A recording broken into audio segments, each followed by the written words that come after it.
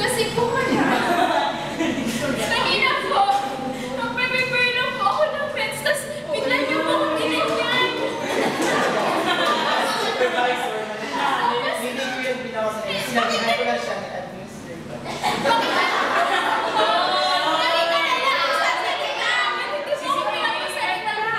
Pwede ba magsalita? Pwede po. Kailangan ko ng respeto at pwede bang huwag muna kayo mag-aaway na dalawa? Hindi ko naman po siya inaala. Ako muna, baby.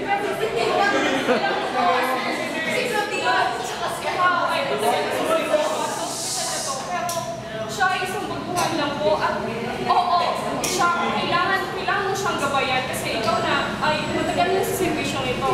Pero narinig ko po ang opinion niya at pasok ko sa opinion niya, kailangan natin sundin yung pagbigay ng gamot sa tamang oras at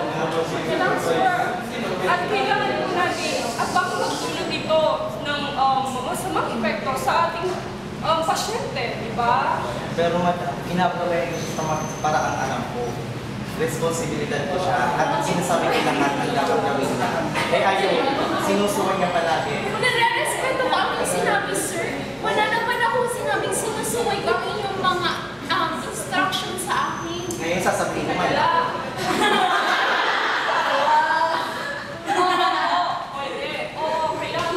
Kailangan niya din ng yung paalala mo. Pero maaari ko naman siyang sabihan sa makalumang pagsasalita at hindi kailangan mag-away ninyong dalawa. Yun nga po madam, isa pa sa problema, wala yung mga nurse ko. Nag-leave sila, si Roca, si Bones. Bakit mo sa akin binibigay lahat ng responsibilidad at galing mo kahit wala ang mga nurse mo? Ang mga nurse is flexible. Bakit? Ano ba ako sa boy mo, nurse? Hindi mo na ako. Lahat ng sinasabi ko dapat mong sundin kasi wala yung mga naka-online.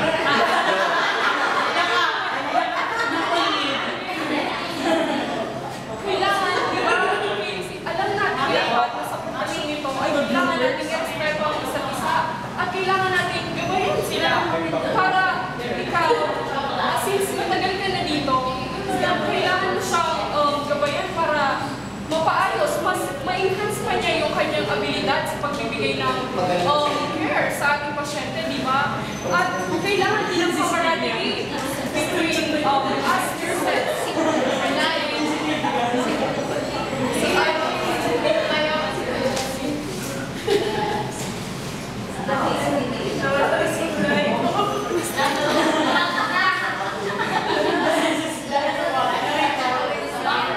Okay,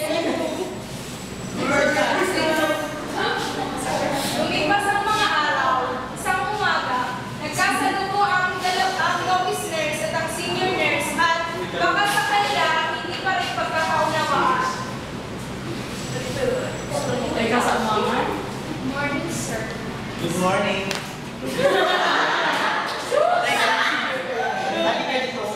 Sir, ano naman ba ang problema ko sa'yo, sir? Anong klaseng approach niya sa akin? Ako ang senior nurse mo. Dapat mo akong respetuhin. Bakit ginaganyan mo ako? Alam ba, respeto ka. Kaya matigil ko na lang good morning, Bakit sir. ang mata mo? Ang mata ko. Namimira-mira ka? Ako nagbibira-bira. Sir, di ba? Ano ba? Napuhin ka na namimira-mira? Ano bakit? Di ba nakakasakit yung damdamin?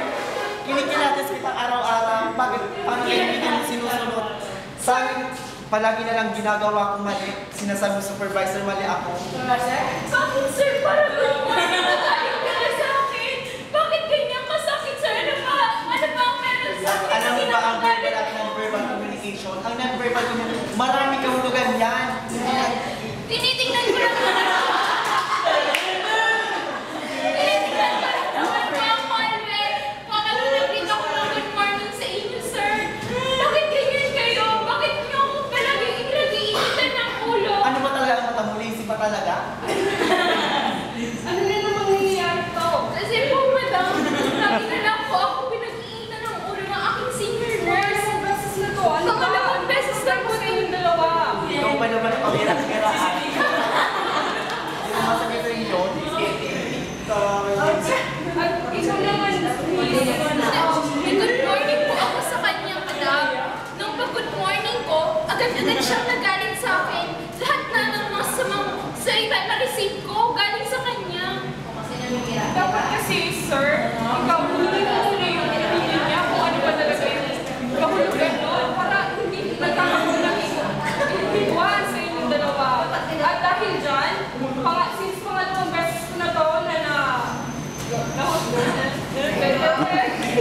Looper! ay kailangan nyo na ng counselor. Tara,